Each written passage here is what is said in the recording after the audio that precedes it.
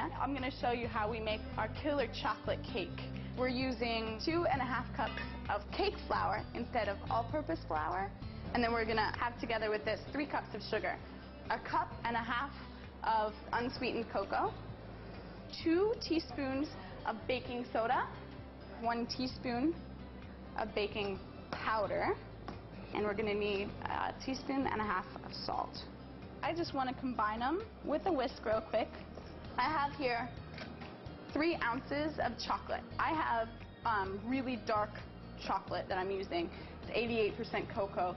This is 8 ounces of hot coffee, and I'm pouring it over the chopped chocolate. The coffee is going to give the chocolate cake an extra rich, intense flavor.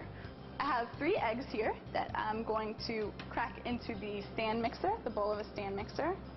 Beat the eggs starting off slowly so they don't splash all over the place. We're going to add the other wet ingredients. I have a stick of butter that has been melted and 1 whole cup of sour cream, 1/2 cup of milk, and just mix those. They don't have to be fully mixed because the mixer will do most of that work. I say 1 teaspoon of vanilla, but I've got to admit that I usually run the teaspoon over a little bit because I'm kind of a sucker for vanilla. You're going to beat your wet ingredients in with the eggs. At this point, you're going to combine the dry ingredients with the egg mixture and the chocolate and coffee mixture.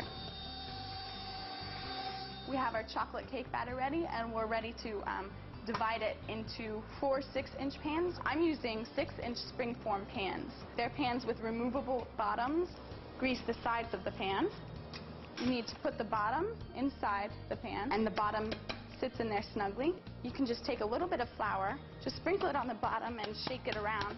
Between the butter and the flour, the cake can come out really easily. Now I have a nice big bowl of batter, and I'm going to slowly pour that into 6-inch pans. The important thing is just to make sure that you have the same amount in each pan so that when you're putting the cake layers together, they're nice and even. I just have 2 cake pans prepared right now, but there is enough batter to make 2 more cakes, 2 more layers, that is. So these cakes are ready to be baked. In a home oven, it's going to be 300 degrees, and it's going to take about an hour. They have fully cooled off to room temperature.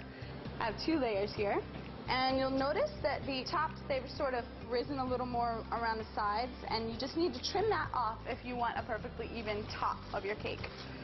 I'm gonna put a little bit of chocolate buttercream on there. You don't need to put too much in the middle, so I gently put the other layer on top. You can notice that I am spreading icing from the middle out to the edges. And then we are going to do the sides, which are a little trickier. And there we have a cute little wavy homemade chocolate cake.